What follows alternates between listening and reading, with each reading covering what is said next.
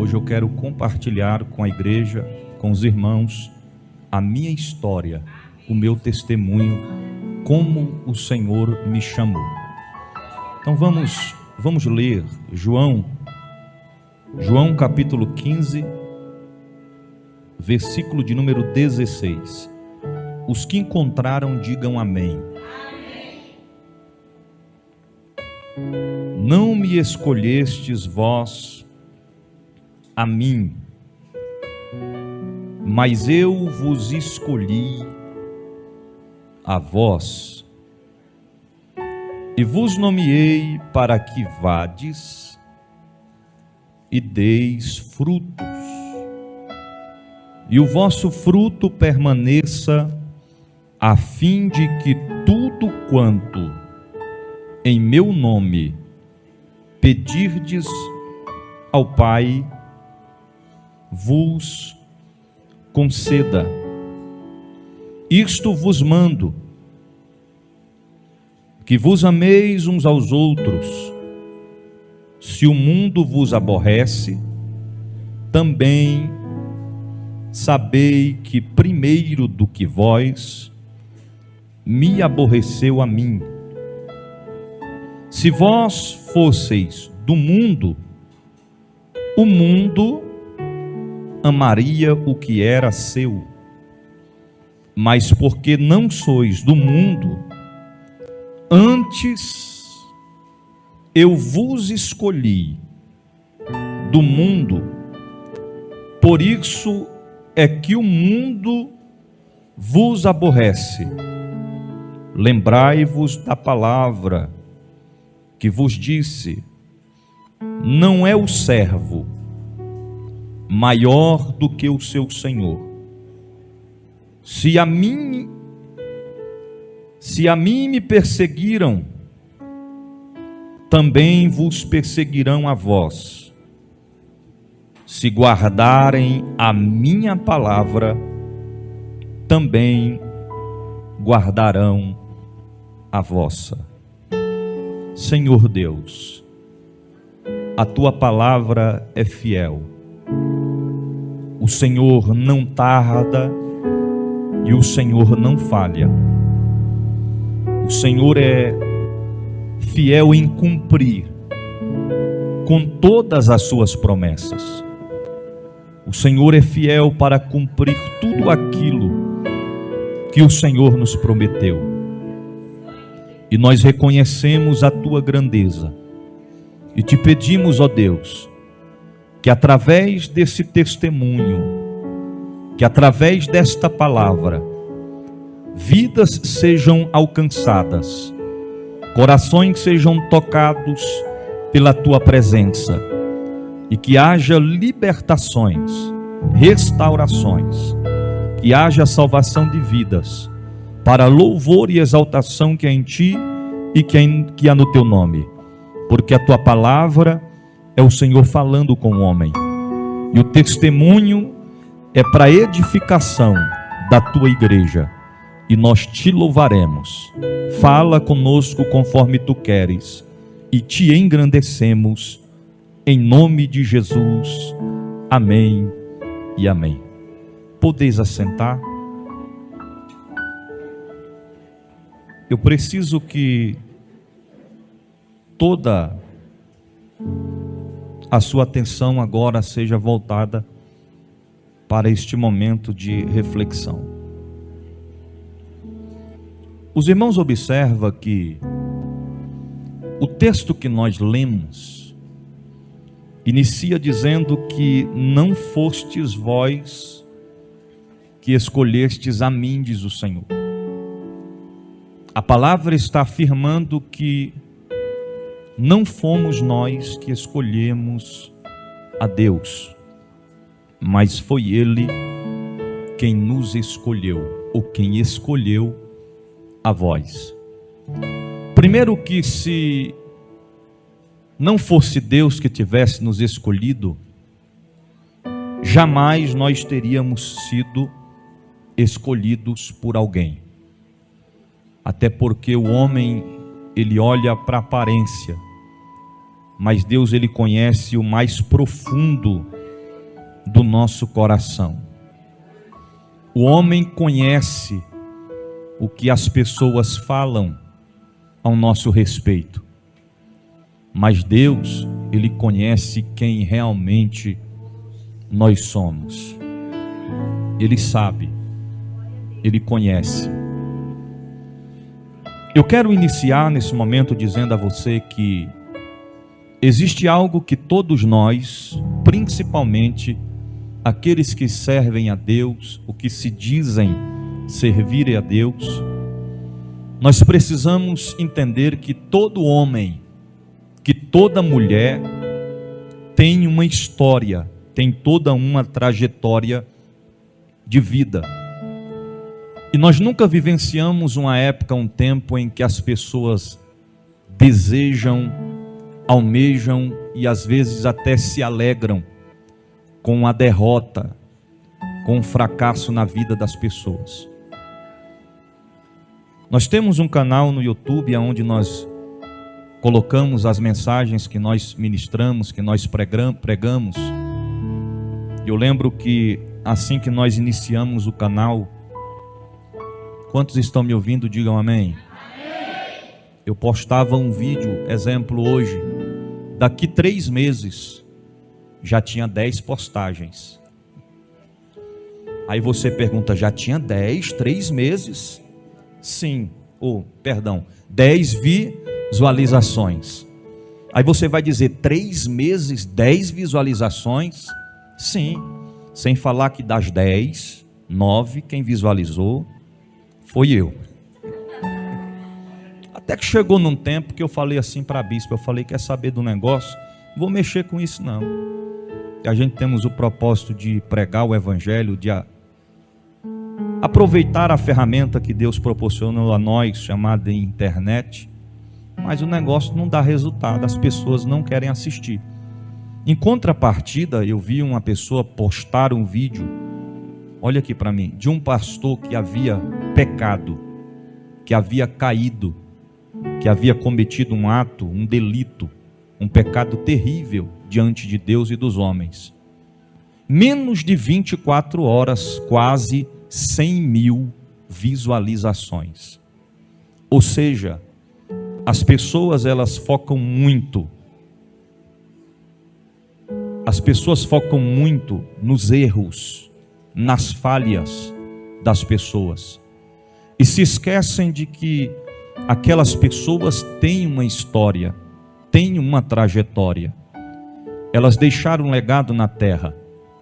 Certa feita, Paulo, escrevendo a Tito, ele disse que nenhum homem que vivenciou nesta terra teve uma vida somente de perfeição, que não existia um homem que jamais havia errado. Eu quero que você entenda que, independente de quem seja o homem e a mulher de Deus, todos temos uma história. Você vai entender o que Deus está querendo falar conosco nessa noite. Porque muitas das vezes as pessoas têm um ditado popular que diz que pensam que as pessoas caem de paraquedas. Já ouviu falar isso?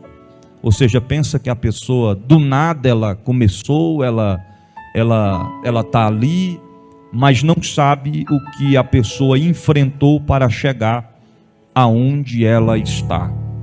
Então eu já quero iniciar te convidando a ser profeta de Deus e diga para quem está perto de você, nós precisamos respeitar a história do nosso irmão e da nossa irmã. Olha aqui para mim. Há 36 anos atrás, eu nasci em um berço cristão, filho de pastor. Eu fui o 4º componente da família, do casal a nascer. Primeiro nasceu minha irmã Márcia, esposa do pastor Fernando. Depois nasceu a minha irmã Jaqueline. Depois nasceu a minha irmã Mércia. E aí meu pai, por muito perseverar, ansiava ter um filho homem. nasceu Joabe de Melo. Nós crescemos, irmãos, dentro da igreja. Eu fui um garoto que com cerca de 8, 9 anos de idade, quando meu pai ia pregar fora, eu acompanhava ele, e quando era para vigílias, eu ficava dentro do carro. Quando o sono batia, meu pai me colocava dentro do carro e passava a noite inteira na vigília. Eu fui uma criança que convivi e presenciei várias vezes meu pai chegar do plano piloto por volta das 6 horas da tarde e ir na chácara do irmão Valdomiro pegar um cavalo emprestado para ir pregar o evangelho, fazer a obra missionária no Vale das Andorinhas, setor de chácaras do Pedregal. Por várias vezes vi meu pai sair debaixo de chuva em cima de um cavalo, com apenas um plástico por cima do terno e a Bíblia simples dentro do pacote ou do saco de arroz. E ele sair de casa por cerca de 7 horas da noite e retornar para casa de madrugada a ponto de eu nem vê-lo chegar. Teve vezes dele chegar e apenas tomar um banho e retornar para o trabalho. Eu cresci acompanhando meu pai expulsar demônios. Eu nunca me esqueci que os vizinhos bateram na porta de casa e chamaram meu pai, porque já haviam feito de tudo para expulsar o demônio de um homem que estava incontrolável, possesso por demônios. E quando nós chegamos lá, até sal grosso tinha na casa inteira, rosa vermelha na porta. E quando nós chegamos lá, tinha um homem que se dizia guia dos espíritos. Ele olhava para o homem e dizia para a entidade deixar ele descansar, que depois ela tornaria, mas que naquele momento era para deixar ele descansar. E aquele demônio terrível falou na boca do homem que ele não sairia de jeito nenhum. O homem já tinha quebrado a televisão, já tinha derrubado geladeira, tinha quebrado, revirado a casa inteira, e ninguém tinha coragem de entrar dentro daquela casa. Eu lembro como se fosse hoje, eu acompanhando meu pai com um vidrinho de óleo bem pequenininho na mão, e quando meu pai chegou na porta da casa, aquele homem já foi se retirando da porta que dizia conversar com os espíritos, porque a luz, quando chega às trevas, não resiste. E quando meu pai se aproximou da porta, ele apenas estendeu a mão, e quando ele estendeu a mão, o homem já revirou os olhos, colocou as mãos para trás, e meu pai disse: de joelhos, cabeça baixada, em nome de Jesus, eu te ordeno agora, saia deste corpo. O homem se colocou de joelhos, com as mãos para trás, deu um grito, e aquele demônio, aquelas legiões, imediatamente se retiraram do corpo daquele homem. Ele começou a chorar, abraçou o meu pai, e logo em seguida, meu pai fez o apelo a ele, e ele entregou a sua vida a Cristo Jesus. Nós crescemos, nós acompanhamos a trajetória do que é ser um pastor, do que é ser um homem de Deus que dedicou, que empenhou a sua vida em prol do reino de Deus. Eu acompanhei e lembro como se fosse hoje, quando um dia meu pai se despediu da minha mãe no seu chevetinho antigo, nem lembro o ano, sozinho, colocou algumas roupas dentro do carro e ele estava indo para Passos de Minas, dar início a um trabalho missionário, que hoje, para a glória de Deus, tem uma sede regional e várias congregações ali. Meu pai ia se encontrar com o pastor Maurílio, que residia na cidade de Passos de Minas, e na trajetória daqui para lá, furou os 4 pneus do carro. Quando ele, não foi os 4 de uma vez, viu, irmão? Furou um, foi lá, colocou estepe, mas na frente furou outro, alguém socorreu ele. Eu sei que o dono da borracharia ficou com tanta pena dele, que nem cobrou dele os pneus. Aonde ele parava, alguém ia ajudando. No retorno de lá para cá, o Chevette fundiu o motor. Pensa numa prova que meu pai passava. Eu acompanhava tudo. Eu via de perto o que era a vida de um homem e de uma mulher de Deus. Meus pais se empenharam em fazer a obra do Senhor Jesus. Os tempos foram se passando, e quando eu completei os meus 13, entre 12 para 13 anos de idade, eu comecei a despertar uma curiosidade dentro de mim. Quando eu saía na porta da minha casa e eu observava aquela galera, olha aqui, irmãos, aquele grupo de homens que tinham costume de se drogar, que tinham costume de andar armado. E quando um dia eu fiquei observando aquilo, missionária Terezinha, começou a despertar em mim uma sede, uma vontade, um desejo de começar a andar com eles, de começar a vivenciar uma vida como aqueles homens estavam vivendo. A ponto de eu olhar e pensar, esses caras são muito doidos. Eu acho que deve ser muito difícil se enturmar para andar juntamente com eles.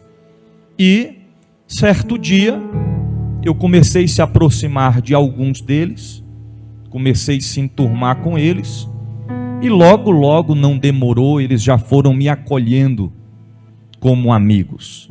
Não demorou muito tempo, eu já comecei a experimentar a maconha.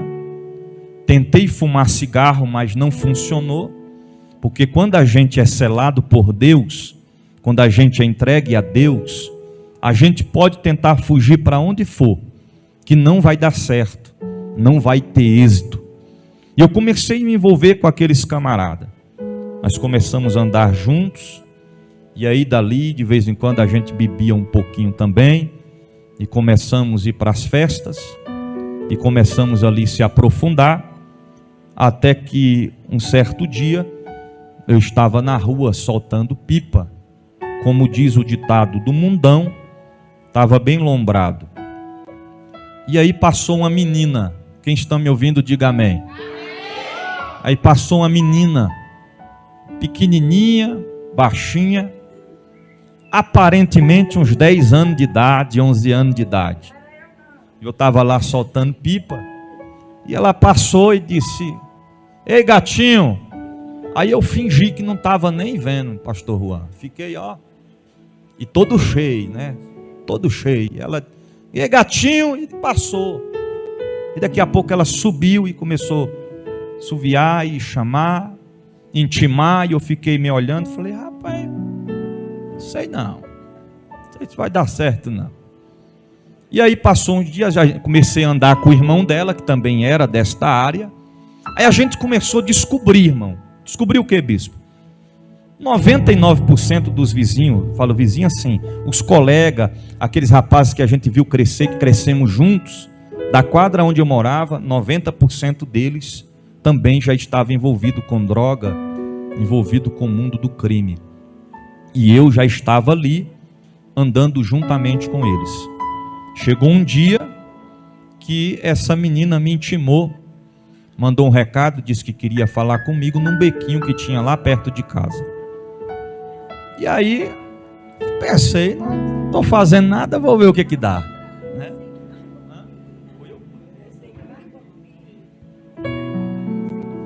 Ela está dizendo aqui que foi eu que marquei com ela. Ela só foi mais à frente. E aí a gente se encontrou nesse bequinho, e aí chegamos lá, ela olhou para mim, eu olhei para ela, e aí ela já não deu mole, né? Já foi, deu logo um beijo em mim. Falei, rapaz, essa baixinha é ousada, rapaz.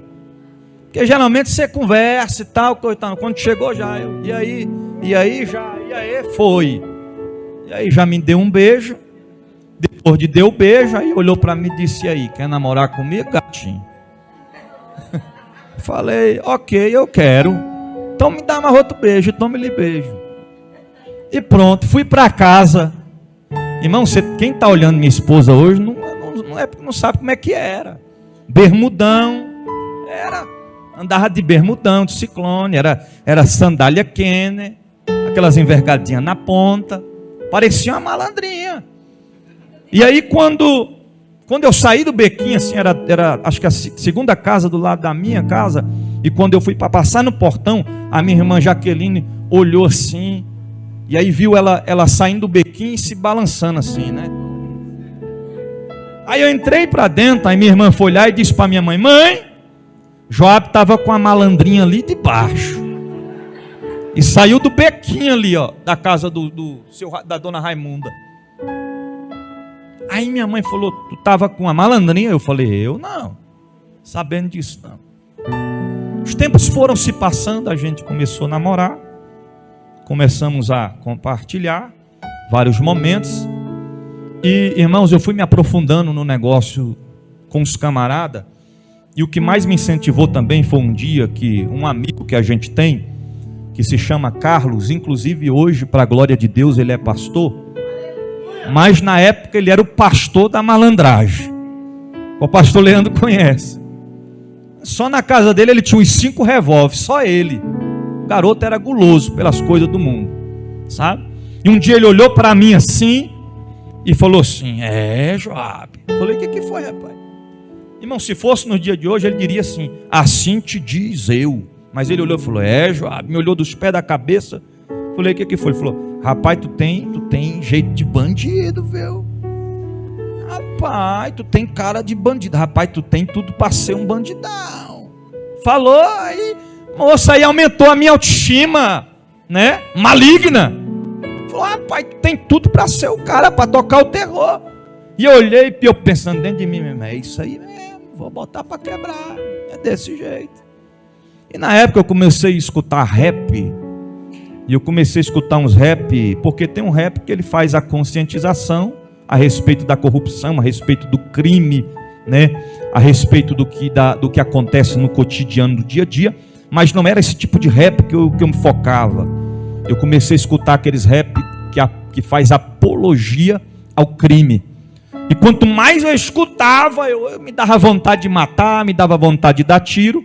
E eu comecei a guardar arma lá em casa, porque os camaradas passou a passar as armas para eu guardar, porque eles sabiam que a polícia jamais iria invadir minha casa, porque o filho de um pastor, como é que a polícia ia desconfiar e invadir a casa de um pastor para pegar uma arma, né? Certa feita eu juntei com a minha princesa e falei para ela: vamos tirar umas fotos aqui. E aí no cordão de prata que pendurou um revólver aqui, ela segurou a 28 aqui e o 38 na cintura, e nós tirou várias fotos.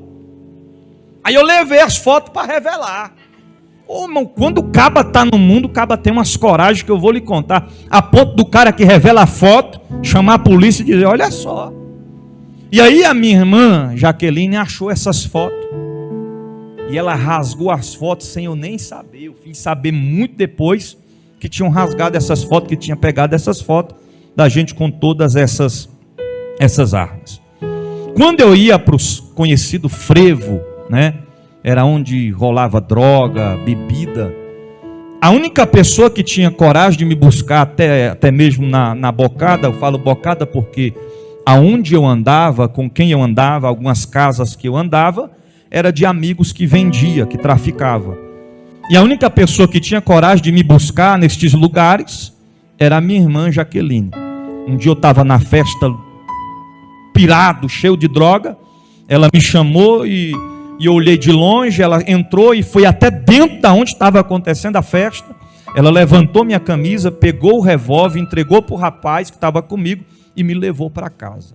E me dava bronca e dizia: rapaz, tu não pode fazer isso. Se meu pai e minha mãe sonhar que tu está fazendo um negócio desse, tu vai apanhar e não pode, coisa e tal. Irmão, eu era tão terrível que eu fumava um bagulho e eu ia para casa. Lá em casa tinha uma piscina. E meu pai não sabia que eu estava fumando droga. Minha mãe não sabia. E a gente o camarada ficava com os olhos tão vermelhos, baixinho, na brisa, como se diz. E quando estava chegando o horário do meu pai chegar do culto, eu pegava e dava um pulo dentro da piscina. E aí quando meu pai chegava, eu estava banhando. Aí meu pai olhava e disse: menino, esses olhos vermelhos? Pai, o cloro está forte demais nessa piscina. Para disfarçar, para enganar. Porque meu pai sabia que eu andava com os camaradas, meu pai sabia o jeito que eu se vestia, mas ele não sabia que eu estava mexendo com droga. E aí os tempos foram se passando. Certa feita eu comecei a andar com um camarada, e esse camarada ele foi apresentado pela minha irmã para a melhor amiga da minha irmã. Preste atenção nisso aqui. E eu comecei a andar com ele. Ele casou com essa melhor amiga da minha irmã. E eu levantava 8 da manhã e ele já estava me chamando. E a gente ia de 8 da manhã e ficava até mais ou menos umas 8, 9 da noite se drogando. A gente ia para uma casa abandonada e por várias vezes, só eu e ele e os demônios, por várias vezes, a gente chegou a fazer aquela brincadeira, roleta russa, né? Botava uma munição, rodava o tambor e puxava o gatilho. Várias vezes a gente fazia aquilo ali. E Deus sempre dava livramento, porque quando puxava não saía. Quando puxava não saía. Fumava a droga, acabava, ia buscar mais. Só que, irmão, eu estava no lugar errado. Porque se você perguntar para mim, você comprava? Eu não comprava, quem comprava era ele. As pessoas me ofereciam, eu não comprava. Porque as pessoas do mundo, elas só nos oferecem o que não presta. Elas não vão nos oferecer coisas boas. Mas ninguém nos forçava a fazer nada, nós fazíamos. E nós começamos naquela rotina, naquela trajetória. E meu pai sempre falava: meu filho, esse camarada não é uma boa companhia. Esse camarada não é uma boa amizade para você estar se envolvendo. E a minha irmã, Jaqueline, dizia: pai, mas ele é esposo da minha melhor amiga e ele também começou a conviver lá em casa, almoçava lá em casa, às vezes tomava café lá em casa. E eu me aprofundando nesse negócio. Aí chegou um dia que eu fui para a casa da minha princesa e eu estava louco e ela pegou e falou assim para mim: eu quero conversar com você. E a gente sentamos para conversar. E ela falou: eu quero te dizer que a partir de hoje você decide. Eu falei: o quê?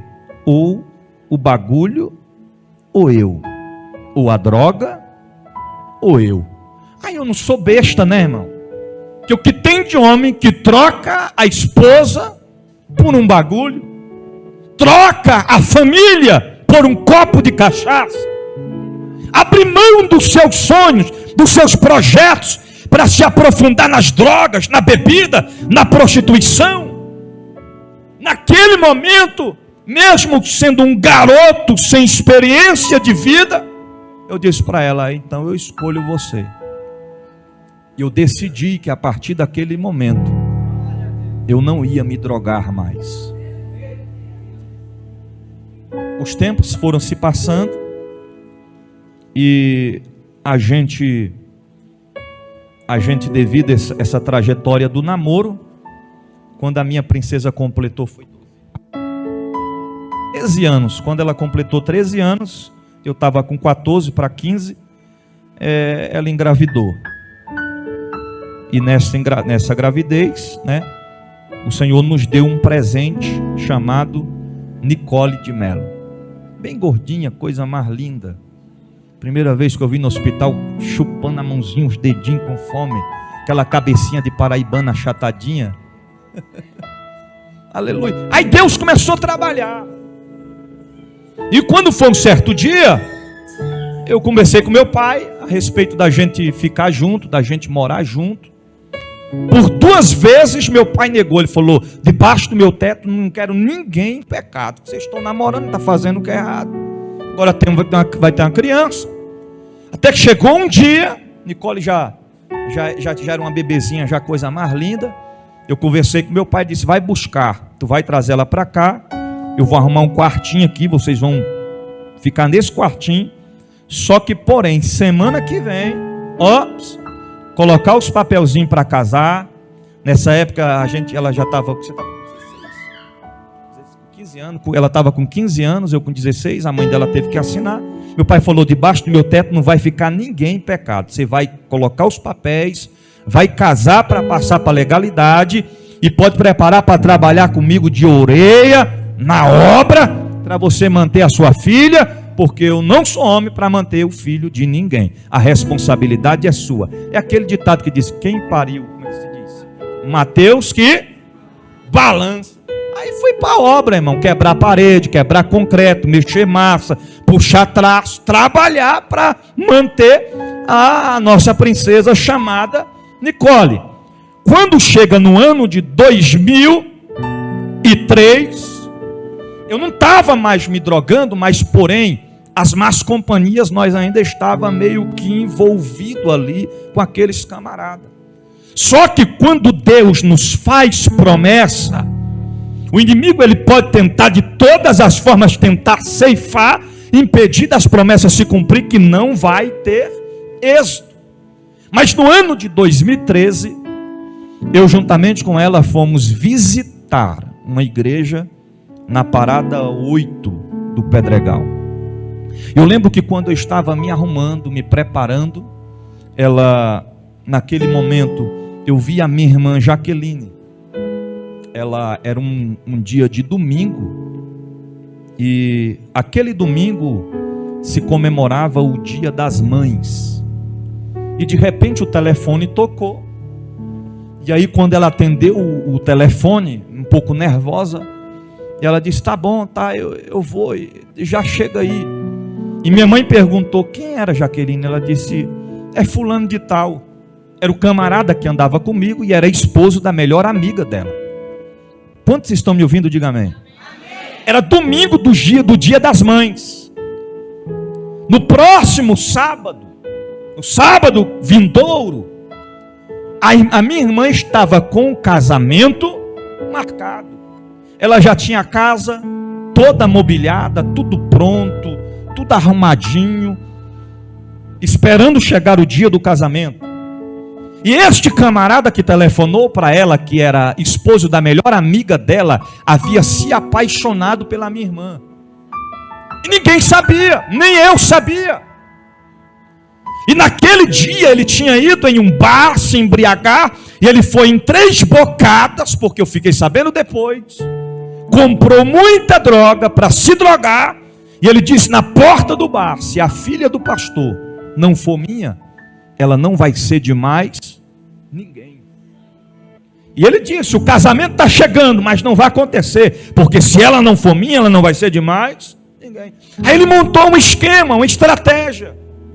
Ele telefonou na minha casa e pediu minha irmã para ir com ele em uma casa de uma mulher que vendia cestas, essas cestas que fazem para o Dia das Mães. Ele disse: eu queria que você fosse comigo na casa de fulano de tal, para você me ajudar a escolher uma cesta bem linda para me dar de presente para minha esposa. E como você é mulher, tem mais conhecimento do que eu, você me acompanha. E ali ela disse: sim, eu vou. E ela falou para minha mãe, eu vi na hora ela dizendo: mãe, eu vou ter que ir lá, porque fulano me chamou para me ajudar ele a escolher uma cesta do Dia das Mães para a esposa dele. Enquanto eu estava me arrumando para sair para visitar a igreja, aonde eu disse aos irmãos, na parada 8, eu vi quando o portão se abriu, e eu vi a minha irmã saindo em direção ao portão. Ali foi a última vez que eu vi a minha irmã com vida. Quando o portão se fechou, eu entrei para dentro, terminei de se arrumar, a gente subimos a pé para a parada 8, participamos daquele culto. Eu ainda não estava firmado, só uma visita. Quando deu mais ou menos umas 21 horas, o culto acho que nem tinha terminado direito, não me lembro bem, mas terminou, né? A gente saímos da igreja, vem minha sogra correndo no meio da rua, desesperada. E quando ela se aproxima, ela disse: Joab, meu Deus do céu. Eu disse: o que foi? Aconteceu uma tragédia. Eu falei: o que foi? Mataram sua irmã. Irmãos, quando eu ouvi aquilo, minhas pernas ficou bamba, meu coração acelerou, eu não queria acreditar, não estava acreditando ainda. A gente começou a apressar, aumentar os passos em direção à casa, e parece que quanto mais perto de casa se aproximava, mais o coração ficava apertado, mais acelerava os batimentos cardíacos, e eu fiquei preocupado. E quando eu fui se aproximando de casa, na parada 12 do Pedregal, lá tem uma descida, uma ladeira. Quando eu cheguei de cima, na parte de cima da ladeira, que eu olhei para baixo, para frente da minha casa, eu nunca vi tanto carro naquela rua. Aí eu pensei, alguma coisa realmente aconteceu. Quando eu entrei, que eu cheguei, alguns pastores já vieram, me abraçaram e me levaram para dentro. Pela primeira vez, eu nunca tinha visto, pela primeira vez, eu vi o meu pai chorando como uma criança.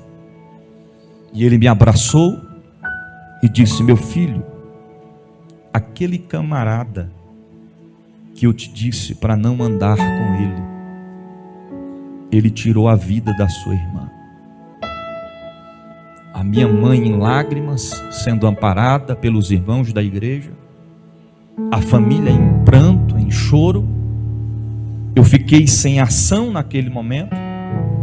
A maior preocupação da minha mãe era que eu fosse me vingar.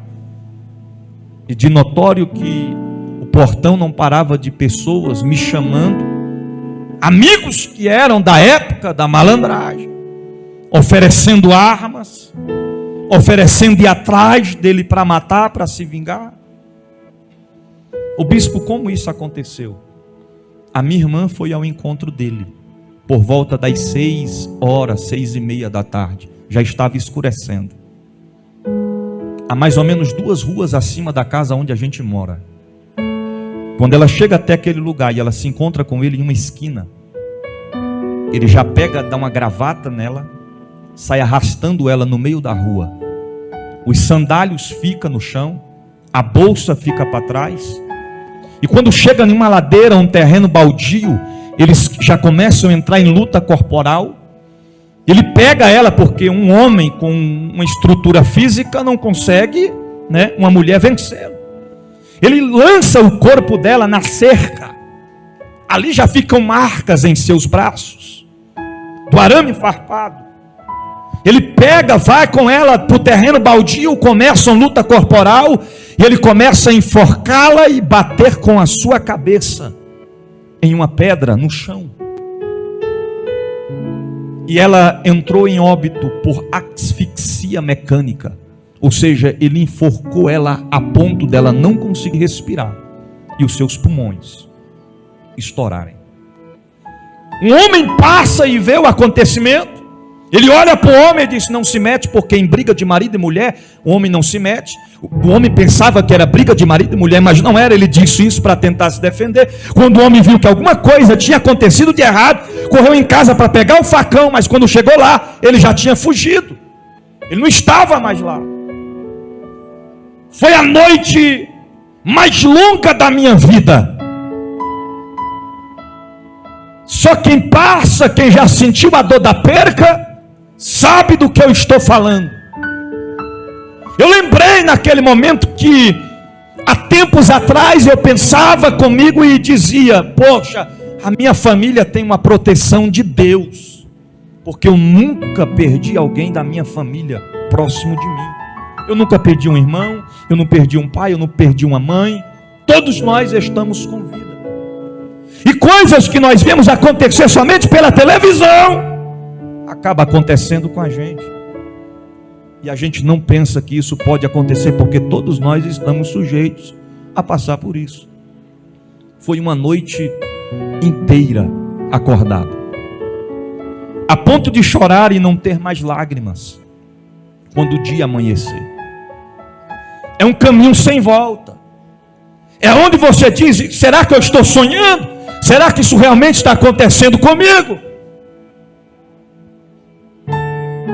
E quando chega o momento de nós ir para o cemitério do Gama, para o sepultamento, a gente, ao chegar ali no cemitério, ficamos de frente à capela, acho que de número 2,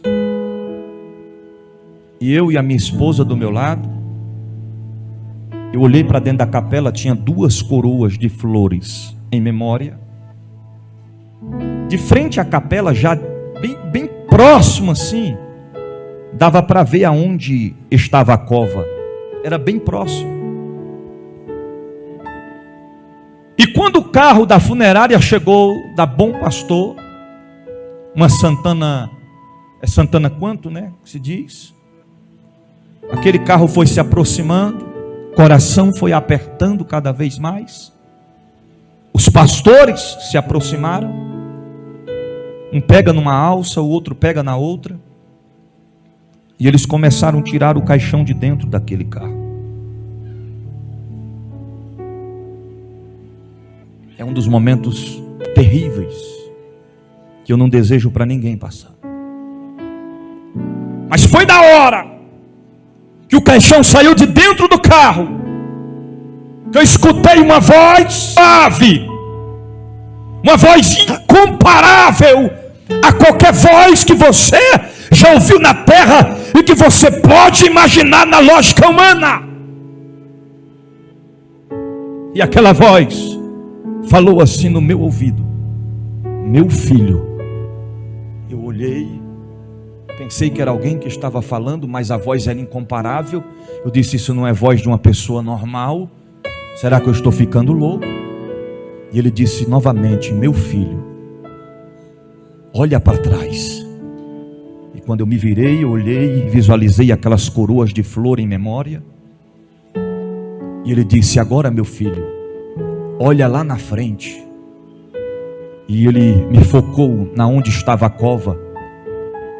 E ele falou: está vendo aquela cova, meu filho? E eu balancei a cabeça confirmando. E ele disse: meu filho, olha o caixão. E o caixão foi passando na minha frente. E ele disse: está vendo o caixão? E eu disse: sim. Ele falou: meu filho, aquelas coroas de flor em memória, aquela cova que está lá na frente, esse caixão não era para ela, era para você. Porém tu não estavas preparado, tu não estavas pronto. Colhi a minha flor do meu jardim para poupar a tua alma. A partir de hoje tu nunca mais será o mesmo. Eu farei de ti um pregador, um pastor de ovelhas. Arabau, elefa, eremi, churiau, erebegá, chondelais. Quando o Senhor falou isso comigo, veio um filme na minha mente. Eu comecei a lembrar das vezes que ela entrou na boca de fumo para me buscar. Eu lembrei das vezes que ela entrou dentro dos frevos e me arrancou de lá e tirou a arma da minha cintura e me levou para casa. Veio um filme na minha mente, eu lembrei dela 2 dias antes, em casa, louvando, adorando a Deus, porque era regente e líder do ministério de jovens da igreja a qual ela congregava. Ela estava na melhor fase espiritual de sua vida. Ela estava na melhor fase que uma mulher pode ter de intimidade, de comunhão para com Deus, porque Deus sabe trabalhar. Se eu tivesse tido a minha vida ceifada naqueles dias, eu não estaria aqui hoje pregando a palavra, ganhando almas para o reino de Deus. Eu estaria no inferno neste momento. Mas Deus nunca perde, irmão. É por isso que às vezes nós não entendemos. Nós olhamos e dizemos: Senhor, eu não entendo o teu propósito, eu não entendo o teu objetivo, eu não entendo o teu querer, porque tantas pessoas perversas neste mundo, e o Senhor não permite que são ceifadas, e pessoas boas, pessoas honestas, que servem a Deus, que têm uma vida de retidão, o Senhor colhe. É porque em tudo Deus tem um propósito, tudo tem o seu tempo determinado. Há tempo de chorar, mas há tempo de sorrir. Josué capítulo 21, versículo 45 diz: de todas as boas promessas do Senhor à nação de Israel, nenhuma delas falhou, todas se cumpriram. Eu tinha uma promessa sobre a minha vida, mas o diabo não estava satisfeito com isso. Ele não estava feliz com isso. Quando eu vi o corpo da minha irmã dentro daquele caixão, a minha vontade era tirar ela dali e entrar dentro. Porque não era ela para estar, era eu que era para estar ali. Foi por isso, irmão, que Deus, certa feita, olhou para a terra e viu um povo pecador, imperfeito, que não merecia a misericórdia, que não merecia o perdão de Deus, mas Ele enviou o seu único filho, o seu filho unigênito, para morrer por mim e por você, pecadores, para que eu e você tivesse o direito à vida eterna. A salvação não é por merecimento, a salvação é pela graça, é um dom de Deus para a nossa vida.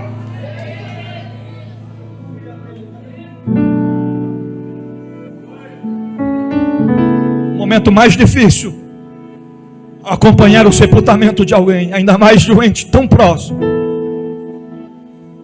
é quando você vê o caixão descendo.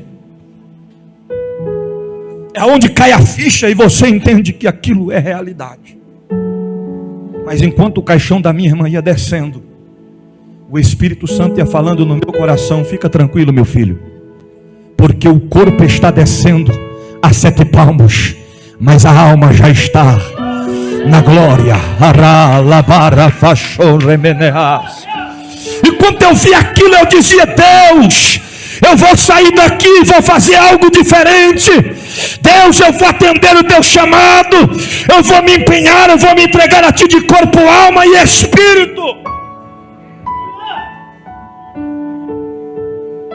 E quando foi no primeiro domingo após o sepultamento da minha irmã, eu fui para a igreja, sentei lá atrás, e quando o pastor fez o apelo, eu fui o primeiro a levantar as minhas mãos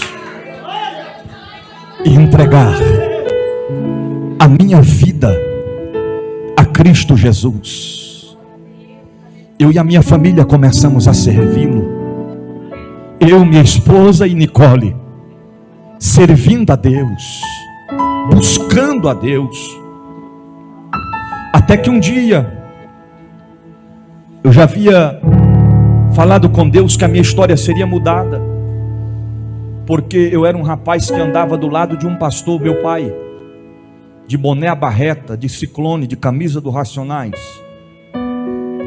E meu pai sempre olhava para mim e dizia: meu filho, quando é que tu vai largar essas calças cagadas? Ele falava calça cagada porque ficava aquele fundão atrás. Eu falava: rapaz, deixa minhas roupas. E ao começar a congregar naquela igreja onde eu estava, eu não queria ficar parado, eu comecei a servir. Eu comecei a trabalhar já desde o início. Eu comecei a me empenhar, me dedicar, porque eu entendia que se antes eu trabalhava para o diabo, agora eu tinha que trabalhar para o Senhor.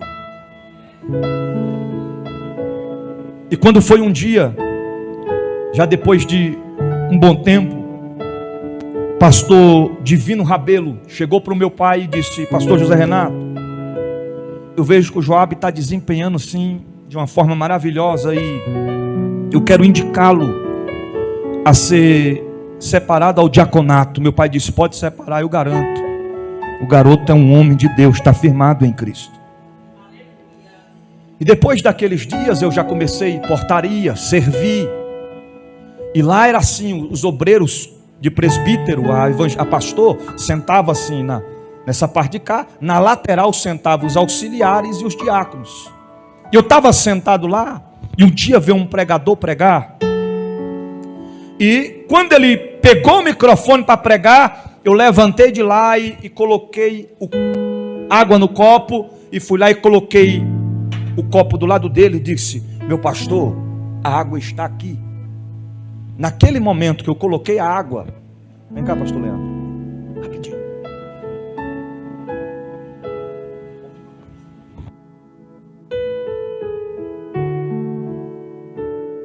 Quando eu coloquei a água para ele, coloca água. Tipifica eu. Você tipifica eu, aqui é o pastor. Vem. Coloquei a água para ele, ele fez assim comigo, irmãos, ó. Mateus 10, 42. Ok, pode voltar.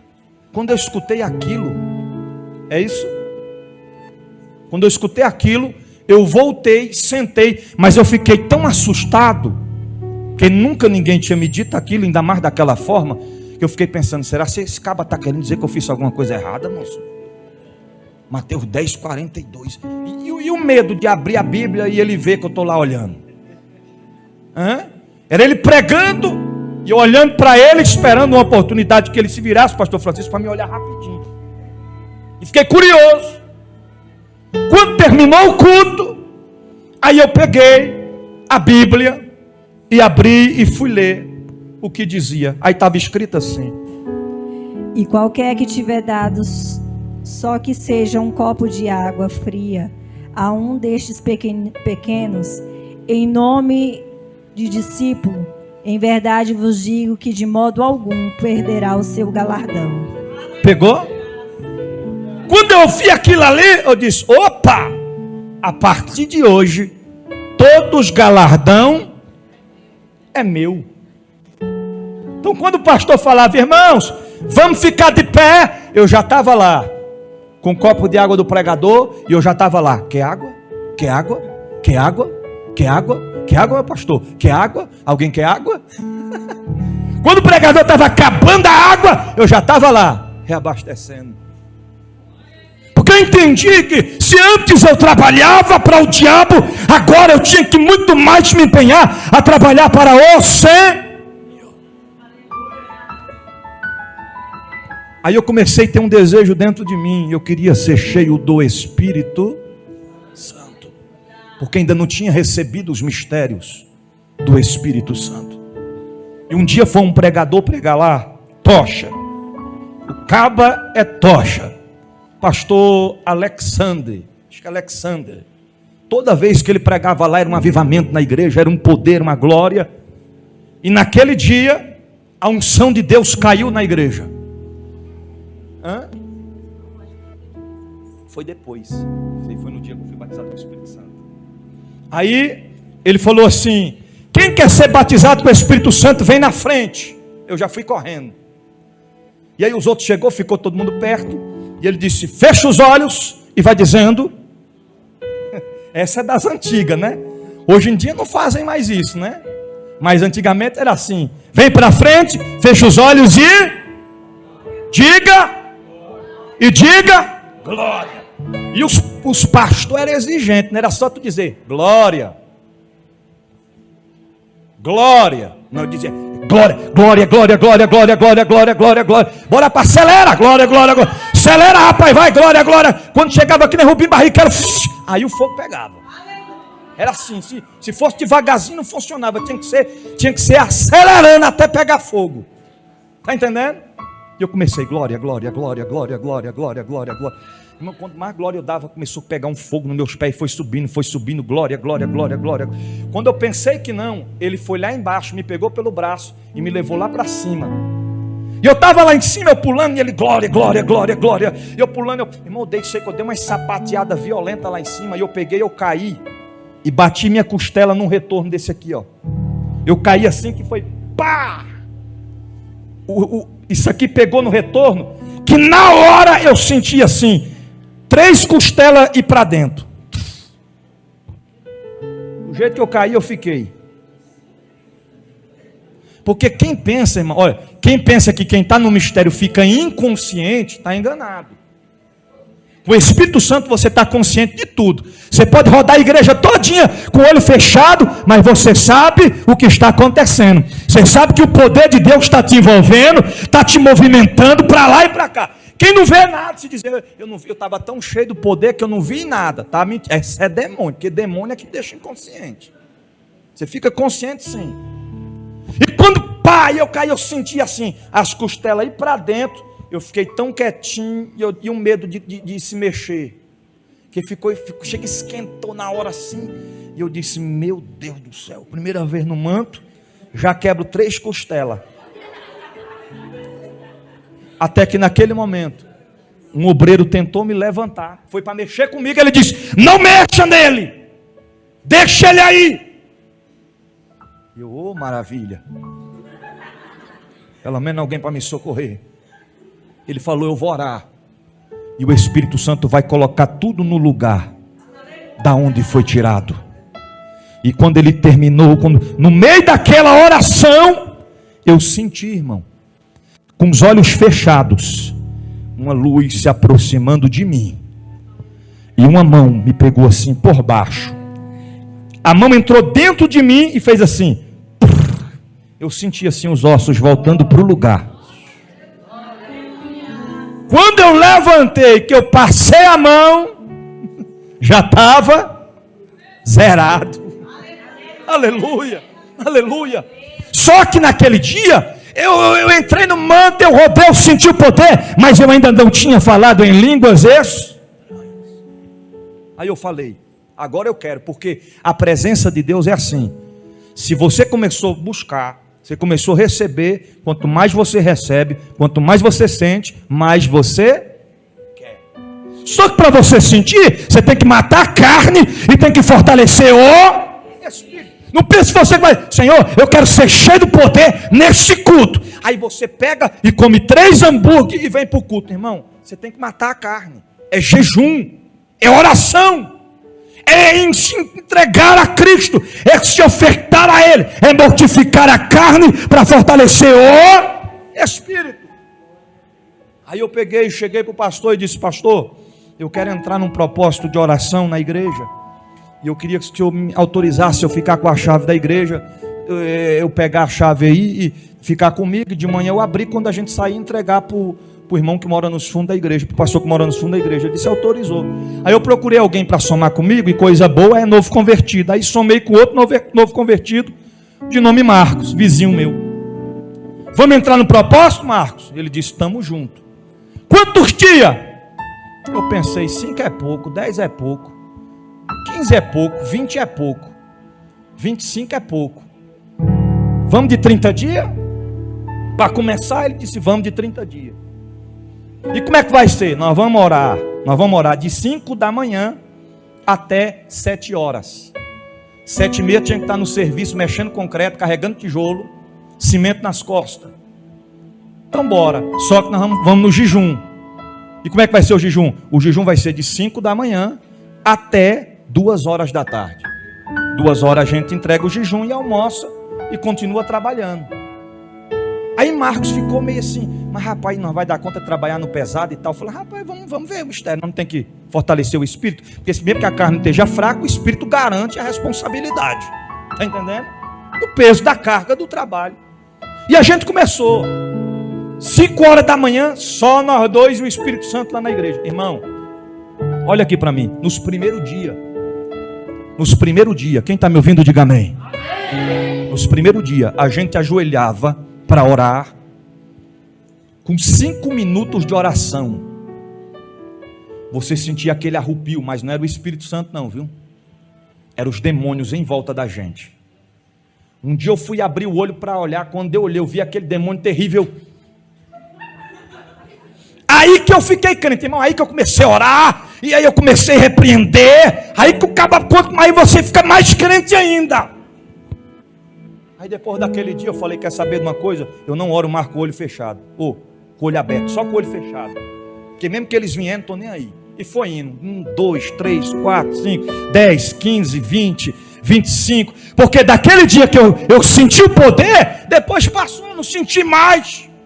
E eu queria sentir a presença. E a minha oração não era outras. Espírito Santo me enche. Espírito Santo, eu quero ser cheio. Aí eu comecei a ler o livro do Benihim, a experiência que ele teve com o Espírito Santo. Eu falei, eu quero ter essa experiência para mim. Aí eu comecei a ler o livro da Rebecca Brown, em batalha espiritual. Eu falei, Senhor, eu quero guerrear desse mesmo jeito, eu quero receber esses mistérios aqui, tudinho. Fomos buscando. Quando chegou no dia do fechamento do propósito, quem está me ouvindo, diga amém.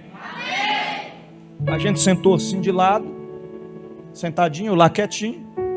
O culto estava acontecendo e eu comecei a sentir um frio que não tinha frio porque estava calor. E eu comecei, rapaz, mas que frio. Rapaz, que frio. E eu perguntei para ele, está com frio? Ele disse, misericórdia, moço, eu estou morrendo de calor. Eu perguntei, está com frio? Ele disse, rapaz, que calor terrível. Eu disse, rapaz, está errado. Esse negócio não está certo não. Eu botava a mão assim, estava pegando fogo. E eu lá me tremendo todinho, eu me segurando, e aquele negócio todo, até que chegou num ponto que os obreiros viram que parecia que eu estava passando mal, me pegaram, levaram lá para fora, levaram lá para trás, para a parte de trás da igreja, me sentaram lá, e eu fiquei lá, com aquele frio todo, e não passava, e coisa e tal. Peguei e fui para casa. Não, então vai para casa, ele deve estar passando mal, tomar um remédio, fui para casa. Beleza. Cheguei em casa, foi passando, passou. No outro culto, estou sentado lá, e começou o frio de novo, e foi apertando, e foi ficando descontrolado. Aí a minha irmã viu de longe, a Mércia ficou preocupada, falou, não, vamos levar ele no hospital, porque com certeza está passando mal, não é certo. Aí pegaram, me levaram lá para trás novamente, me sentaram lá no banquinho, fiquei sentadinho lá no banquinho, e o frio aumentando, e eu comecei a se tremer, e tremi os pés, e tremi as pernas, e tremi as mãos, eu me tremendo todinho. Aí eles olhou e os obreiros falaram, o negócio está feio, vamos levar ele para o hospital. Quando eles iam me levantar para levar para o hospital, o pastor que morava nos fundos da casa, foi lá atrás, e disse, o que está acontecendo? Está passando mal, está se tremendo todinho, não para de se tremer, vamos ter que levar ele no hospital. Ele disse, larga ele,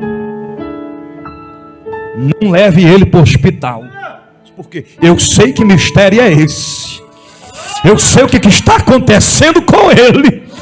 Ele disse, o que rapaz, o que está acontecendo? Rapaz, isso aqui, ó, todo dia, 5 horas da manhã, eu só escuto os gritos dentro da igreja, orando, em jejum e oração. Isso não é enfermidade, isso é o poder do Espírito Santo. Quando ele fechou a boca, eu dei um pulo e comecei a falar em mistério, em línguas estranhas, e adorar o Deus da Bíblia.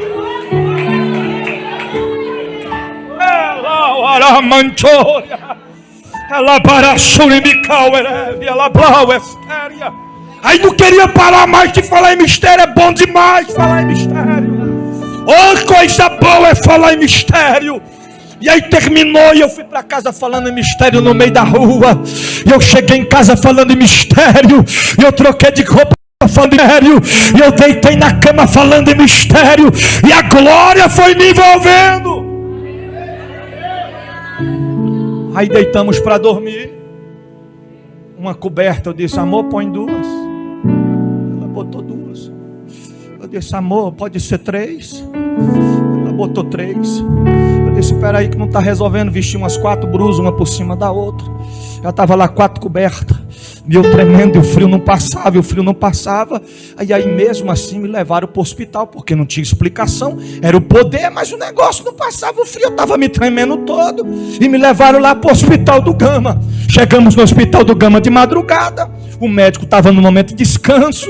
E aí eu entrei, aí foi rapidinho, fizeram a ficha lá.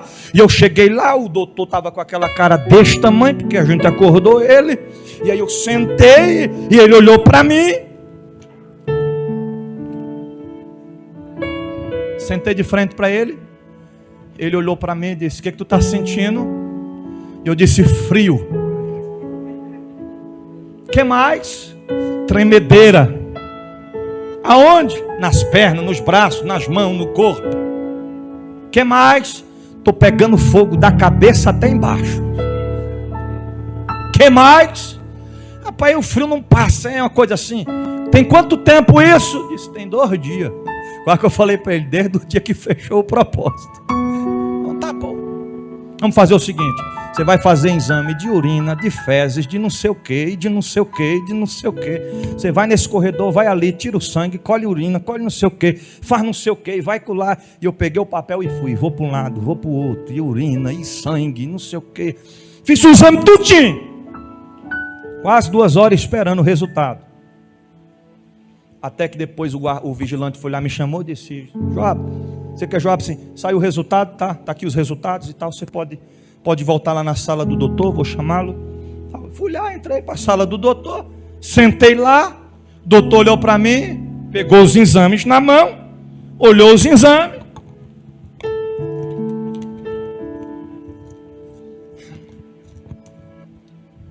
Rapaz,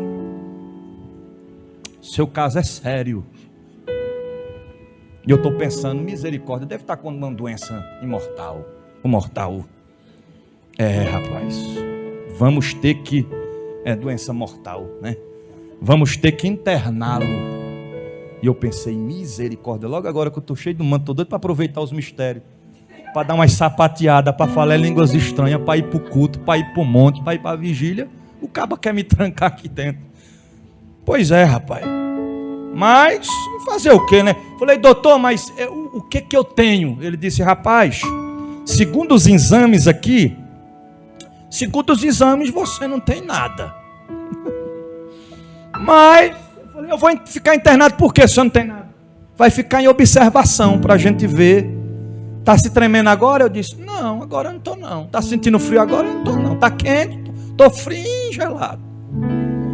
Rapaz, mas mesmo assim nós vamos ter que te internar. Você pega essa guia aqui, vá nesse corredor, no final do corredor você pega a esquerda. E aí a doutora que está lá, a enfermeira que está lá vai fazer os procedimentos.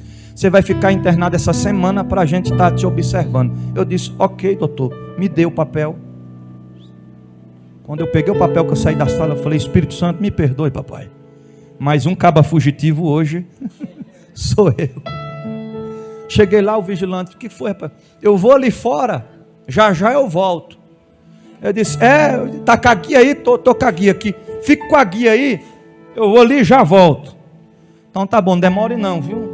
Tá esperando eu até hoje lá. Fui para casa, porque eu entendi que aquilo era a presença de Deus. Aí os tempos foram se passando. Quem está me ouvindo, diga amém. Para a gente finalizar. Aí eu comecei a pregar a palavra, Deus começou a me usar. E eu comecei a fazer a obra de Deus, comecei a ganhar almas para Cristo. Aí eu acho que o diabo olhou e pensou consigo mesmo, eu fiz de tudo para matar esse camarada, não consegui matar ele. Eu fiz de tudo para parar ele, não consegui parar ele. Mas agora eu pego ele. Aí a gente tinha de costume, eu já vou concluir, irmão, 15 minutinhos. A gente tinha de costume, eu e meu pai, para a fazenda do pastor Florisvaldo para pescar, lá no Vale das Andorinhas. E naquele dia, era um dia de domingo. Eu falei, rapaz, hoje domingo é abençoado. Meu pai falou, vamos para a fazenda pescar? Eu disse, bora, vamos junto. Entramos no meu carro, a gente, no caminho, ligamos para o pastor. E ele disse, olha, eu estou na feira, trabalhando na feira, eu vou chegar em torno de umas 2 horas da tarde. Mas minha esposa está lá, o caseiro está lá. Vocês chegam lá e avisa para ela preparar o almoço, que quando eu chegar eu levo o que está faltando. E aí vocês nesse momento descem para a lagoa para pescar. É o horário que eu vou chegar na hora do almoço, a gente se encontra e almoça junto. Ok, chegamos lá na fazenda, a irmã nos recebeu muito bem e tal, entregamos, levamos pão para ela e tal, e falamos o que o pastor falou. E aí a gente vamos para a lagoa e a gente volta 2 horas para almoçar junto. Ok, a gente foi para pescar. Pescamos, pegamos com a arnada. Quando deu mais ou menos 1 hora da tarde, a fome bateu. E aí meu pai falou, vamos subir para casa e esperar o pastor lá na casa dele. Eu disse, então bora. Entrei no cadetão, mas meu pai, a gente foi. Quando a gente está se aproximando da casa, aí meu pai desceu, olhe para cá, quem está me ouvindo diga amém. Aí meu pai desceu do carro, aí viu um óculos escuro meu que estava assim no painel, pegou o óculos escuro e colocou, ficou todo punk com o óculos escuro. Quando ele desceu do carro, que abriu a porteira, que eu fui passando, aí já veio o camarada com a espingarda de frente a mim. Desce! Pano amarrado na cabeça. O outro já veio armado também.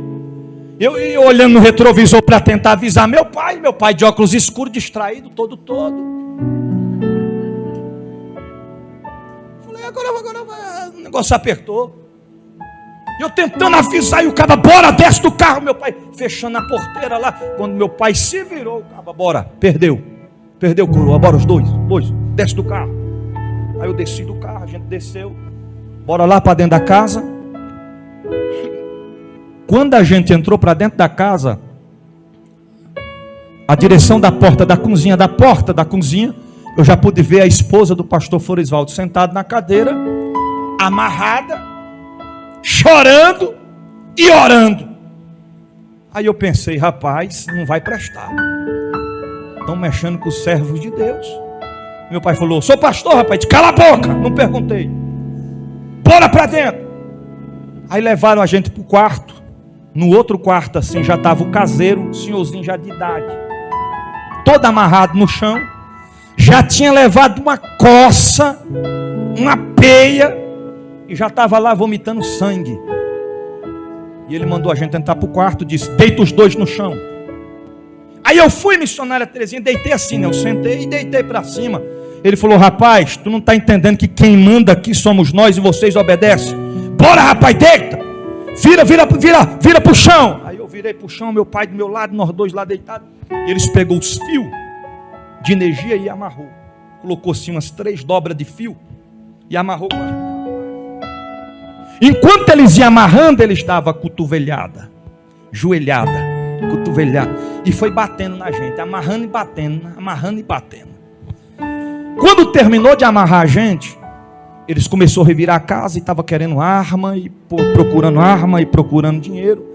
E um deles começou a bater mais ainda no caseiro, perguntando para o caseiro: bora, você vai morrer se você não falar onde está o dinheiro, você vai morrer.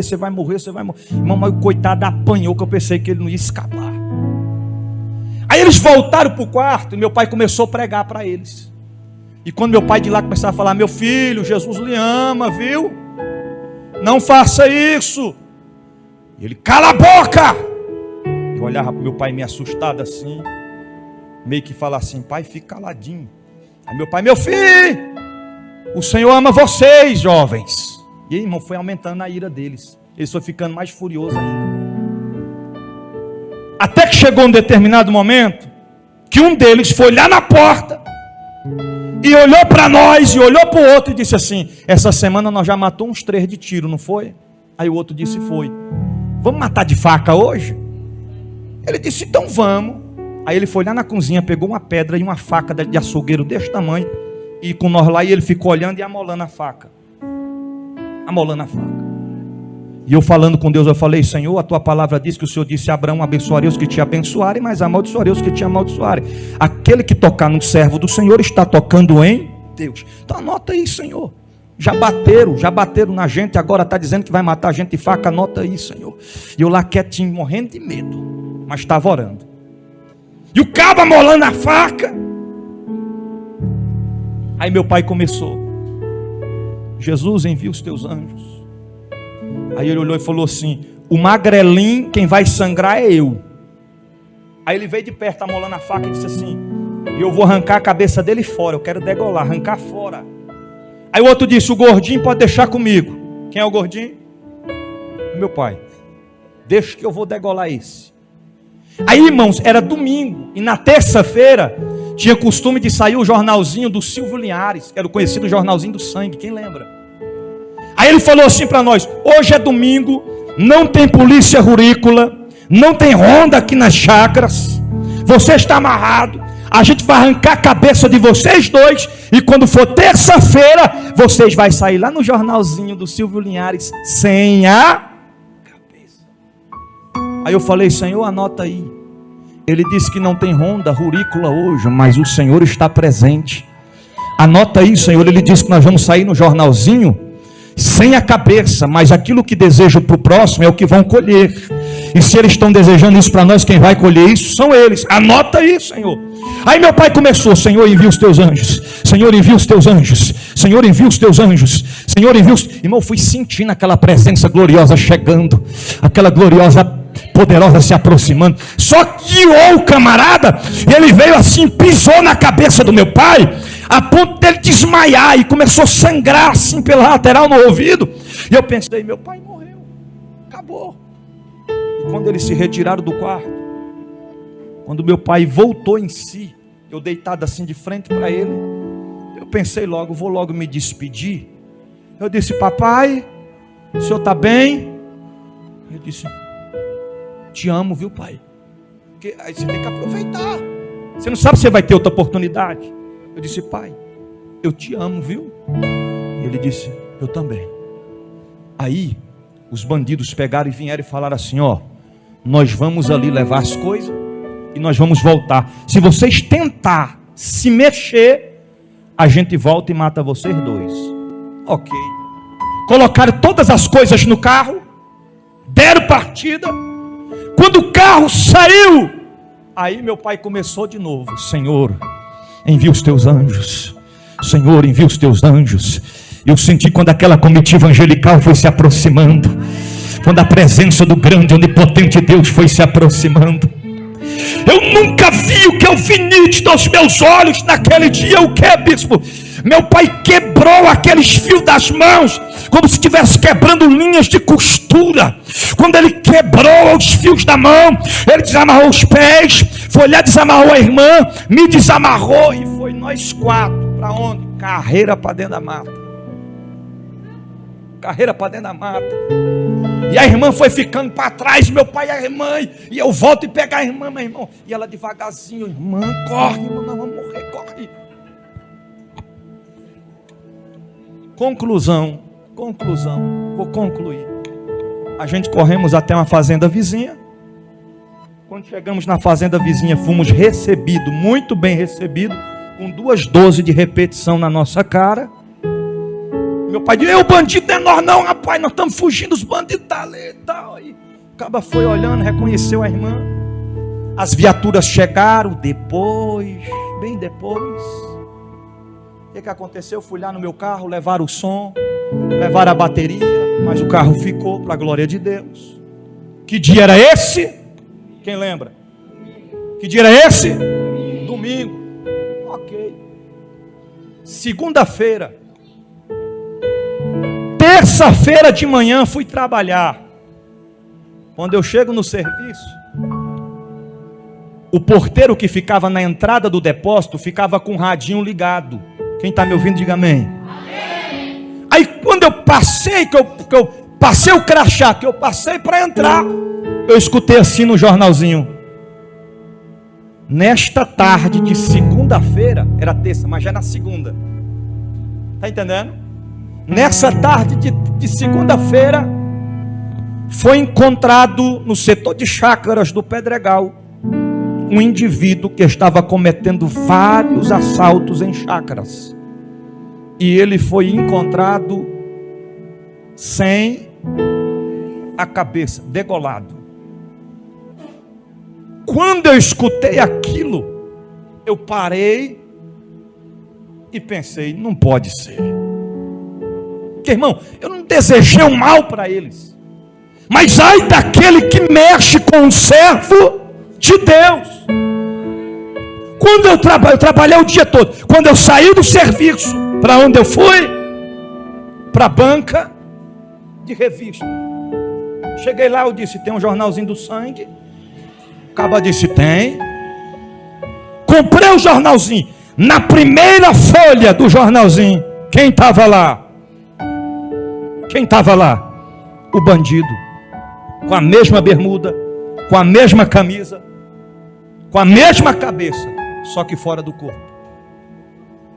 O Espírito Santo falou comigo: isto é para te mostrar que todas as promessas que eu te fiz, nenhuma delas perderam a validade.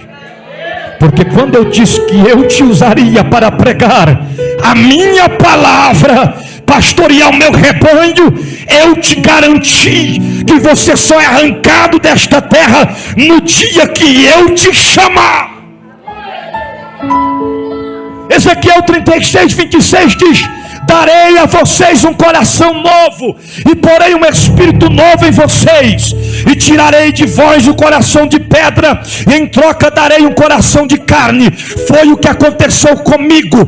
Deus tirou o coração de pedra e colocou o coração de carne. Apocalipse capítulo 21, versículo 4: e Deus limpará de seus olhos toda a lágrima, e não haverá mais morte, e não haverá mais pranto, e não haverá clamor, e não haverá dor, porque já as primeiras coisas são passadas.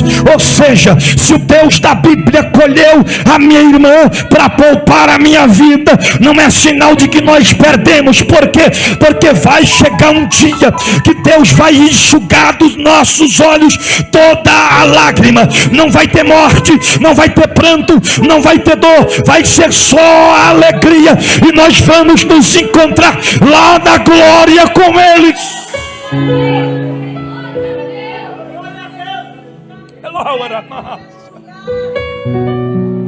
É lindo que nós vamos ver Abraão, nós vamos ver Jacó, nós vamos ver Isaías, nós vamos ver Noé perto, frente a frente, nós vamos ver Paulo, nós vamos ver João, nós vamos ver Estevão, nós vamos ver os grandes homens de Deus, segundo a Bíblia, mas mais profunda ainda, nós vamos ver o Senhor face a face, e além de ver o Senhor face a face, eu vou ver minha irmã frente a frente, pastor Leandro vai ver a irmã Nilva, o irmão Juraci frente a frente, quem perdeu o ente querido e partiu para a glória, nós vamos estar juntos lá na glória. Se coloque de pé. Oh, alaramando terga paz.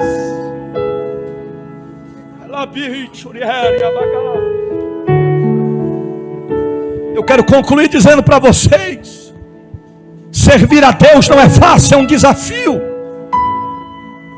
Os maiores levantes, as maiores perseguições, as maiores afrontas, as maiores decepções, eu vivenciei a partir do dia que eu iniciei o meu chamado.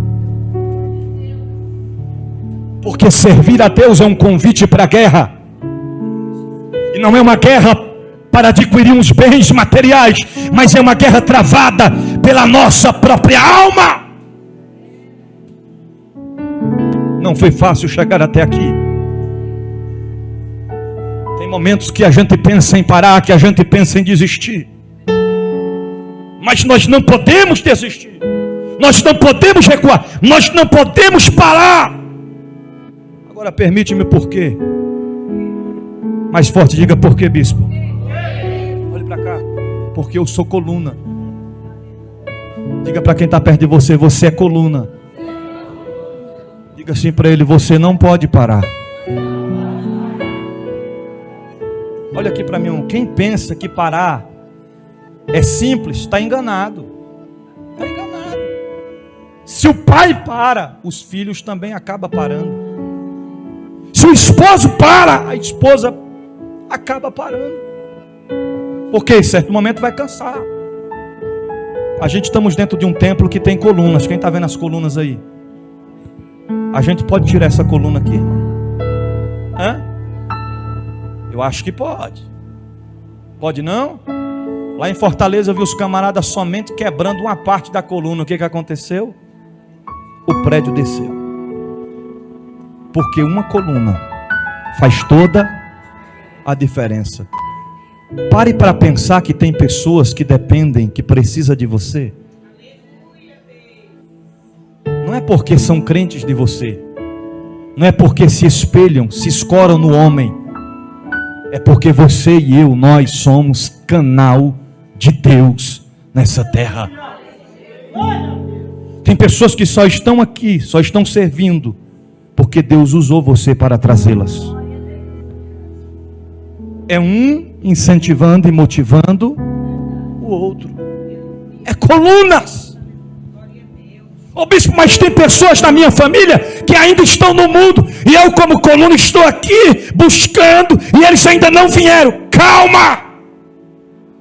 Assim como Deus fez na minha vida, assim como o Senhor me escolheu, o Senhor vai fazer algo extraordinário lá para a glória do seu santo nome. Não desista, não desista, não desista, não desista, não desista, não desista, não desista. Fecha os teus olhos. Não desista, não desista, não desista. Fecha os olhos e comece a adorar onde você estiver. Não desista, não desista, não desista. Não desista, não desista, não desista. Não desista, não desista. Não desista, não desista, não desista, não desista, não desista. Aonde você estiver, escute isso, não desista. Você que está em casa, não desista. Você que está aqui no templo, não desista. Você que está no trabalho agora, vendo esta mensagem, Deus manda te dizer, não desista. Você que está indo, voltando para a faculdade, não desista. Ei, você que está vindo para a festa, Deus está te dizendo, não desista. Você não pode parar, você não pode desistir. Por que o Senhor está dizendo não desista tanto? Porque todos os dias, diariamente, constantemente, o diabo, a antiga serpente, chega no teu ouvido e fica dizendo, desista, desista, desista, desista, desista, desista, desista, desista. Mas o Deus da Bíblia marcou essa noite para te dizer, não desista. Você não pode parar. Comece a adorar a Ele aí. Feche os teus olhos, aonde você estiver, comece a adorá-lo aí. Há uma glória de Deus aqui neste lugar. Se te der vontade de falar em línguas estranhas, fale em mistério com teu Deus. Se te der vontade de chorar, chora na presença do onipotente Deus. Se te der vontade de correr, pular, saltar, corra, pula, salta, roda. Era pau, era candalabá. Você pode adorá-lo nesta.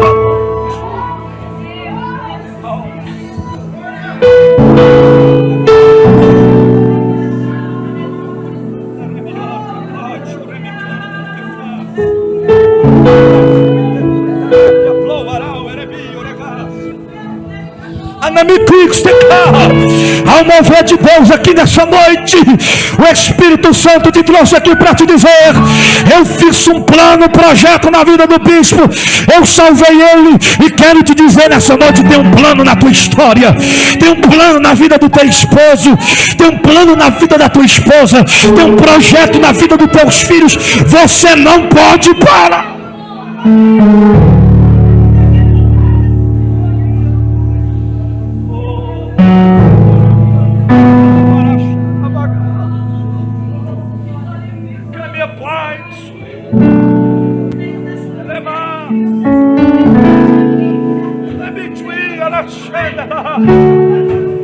Começa a receber a presença de Deus. Começa a sentir a glória de Deus nessa noite. Vem Espírito Santo, vem Espírito Santo, vem Espírito Santo. Começa a encher, começa a renovar, começa a batizar, começa a libertar com teu poder, com teu sangue. Recebe a glória dele aí. Eu vou deixar você adorar.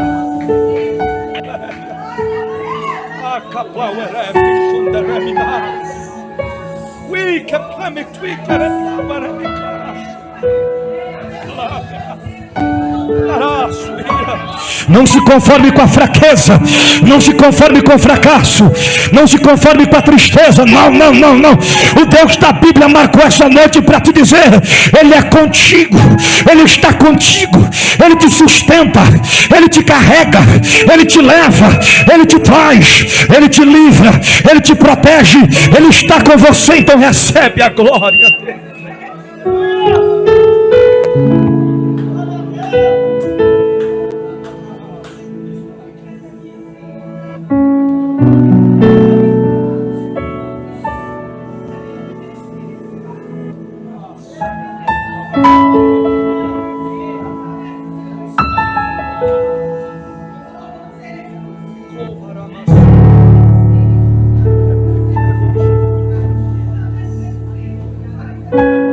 Olha aqui para mim. Eu vou terminar.